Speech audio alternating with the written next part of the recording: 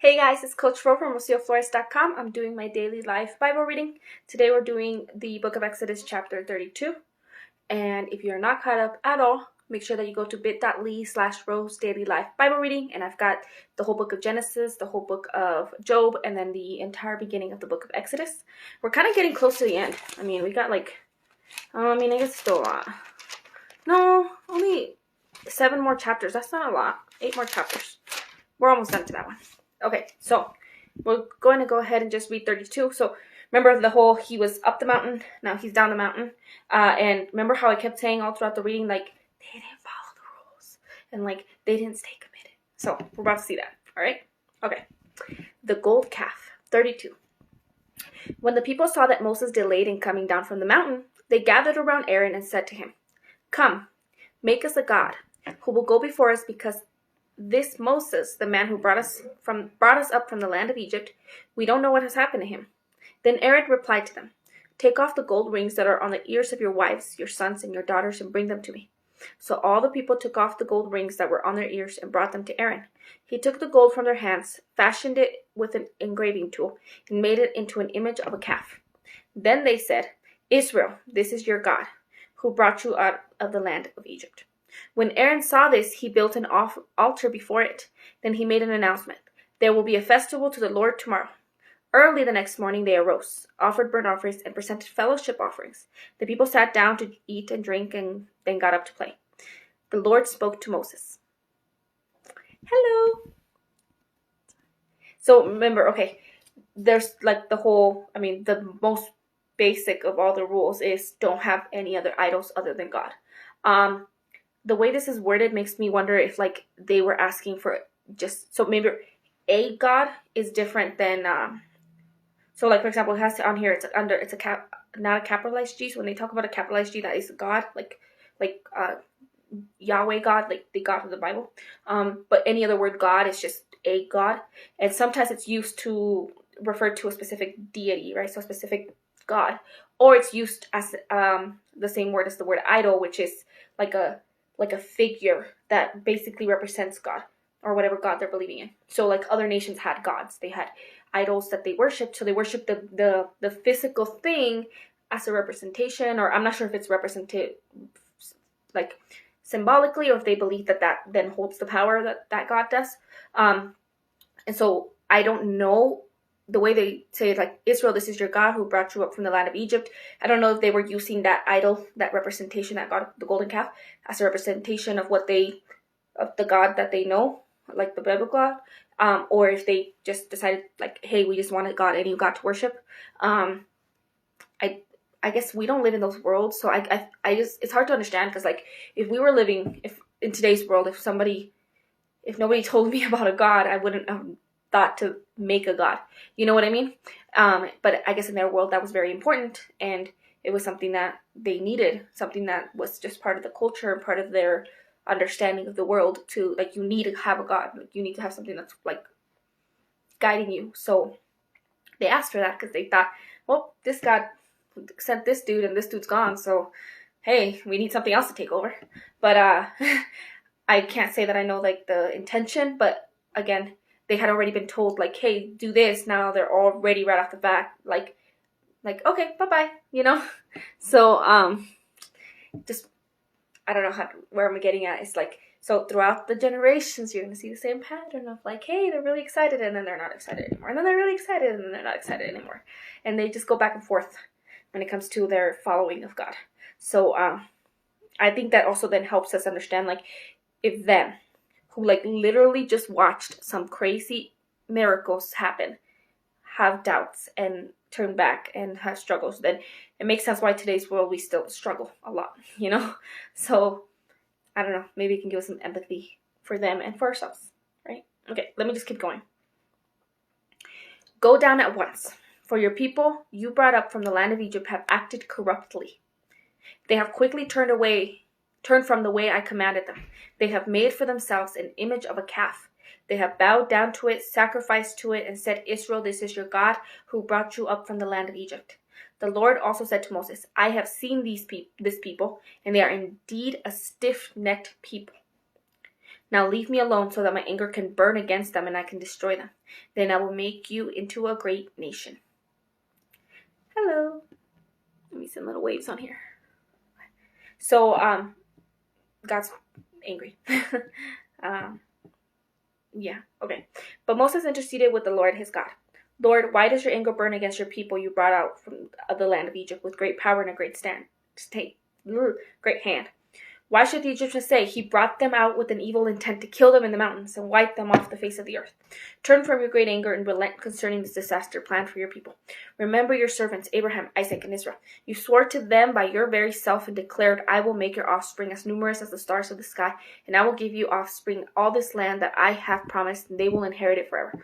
So the Lord relented concerning the disaster he said he would bring on his people. So, you'll see that a lot too, like where God says, I'm going to do this, and then the people's, what's the word, supplication, like, people plead to him, hey, don't do this, and he listens, and I think there's, like, arguments about whether or not that means, I don't know, there's a bunch of, like, theological arguments about this kind of stuff, like, so does that mean God can change his mind, does that mean we can change his mind? I think at the end of the day, though, the fact is that we can talk to him and we can ask him for stuff, and that can make a difference whether or not that was planned or not planned, so I think the lesson in that is that we should try, right? Not that we shouldn't care about the bad thing being done, though. All right, 15. Then Moses turned and went down the mountain with the 2 tablets of the testimony in his hands. They were inscribed on both sides, inscribed front and back. The tablets were the work of God, and the writing was God's writing, engraved on the tablets. When Joshua heard the sounds of the people, they shouted. He said to Moses, There's the sound of war in the camp. But Moses replied, It's not the sound of a victory cry, and not the sound of a cry of defeat. I hear the sound of singing. As he approached the camp and saw the calf and the dancing, Moses became enraged and threw the tablets out of his hands, smashing them at the base of the mountain. Then he took the calf they made, burned it up, and ground it to powder. He scattered the powder over the surface of the water and forced the Israelites to drink the water. That's a lot of anger. That's a lot to do, too. Then Moses asked Aaron, What did these people do to you that you had led them into such a grave sin? Don't be enraged, my lord, Aaron replied. You yourself know that the people are intent on evil. They said to me, Make us a god who will go before us, because this Moses, the man who brought us out of the land of Egypt, we don't know what has happened to him. So I said to them, Whoever has gold, take it off, and they gave it to me. When I threw it in the fire, out came this calf. Hello. Moses saw that the people were out of control, for Aaron had let them get out of control. Oh, I highlighted that. That must be a specific distinction. So he's not saying like, hey, he was a leader and he let them do something that they shouldn't have been doing. So that should be stated on there. Let me send some waves on here. Hello. Okay. So resulting in weakness before their enemies. And Moses stood at the camp's entrance and said, Whoever's for the Lord, come to me. And all the Levites gathered around him. He told them, This is what the Lord, the God of Israel, says. Every man fasten his sword to his side, go back and forth through the camp from entrance to entrance, and each of you kill his brother, his friend, and his neighbor. The Levites did as Moses commanded, and about 3,000 men fell dead that day among the people. Oh, I forgot that. Okay. Afterward, Moses said, Today you have been dedicated to the Lord, since each man went against his son and his brother. Therefore, you have brought a blessing on yourselves today. The following day, Moses said to the people, You have committed a grave sin. Now I will go up to the Lord. Perhaps I will be able to atone for your sin. So Moses returned to the Lord and said, Oh, these people have committed a grave sin. They have made a god of gold for themselves. Now if you will only forgive their sin, but if not, please erase me from the book you have written. The Lord replied to Moses, I will erase whoever has sinned against me from my book. Now go, lead the people to the place I told you about. See, my angel will go before you, but on the day I settle accounts, I will hold them accountable for their sin. And the Lord inflicted a plague on the people for what they did with the calf Aaron had made. So they still got a pretty bad, really bad response. I don't know what the difference would be for him to say, like, when he said he would destroy them, and then this response, I guess he didn't destroy everybody. This is also, I think, the first time that they have any kind of reference to a book. So I don't know if you've, like, I don't know if you've heard about this, like, a lot of people will be like, the book, you know, like, I don't know what the specific words are, but I know, for example, like, if you watch movies or cartoons and stuff, they always show, like, the gates of heaven, the pearly gates, and they show a book, and then there's, like, this idea about, like, if your name's written on the book, that means that you get to go in versus not. I don't know too much about that. I do know that it's a theme that gets talked about, but I can't say that I know enough about it to talk about it confidently. But this is like the first time that that's being brought up, right? So I don't know why it got brought up. I guess it doesn't explain, like, hey, how did they already know about this? So I don't know what the idea around it was, but a lot of stuff just happened there. So this shows that this was that grave of a sin if it was leading to that big of a response.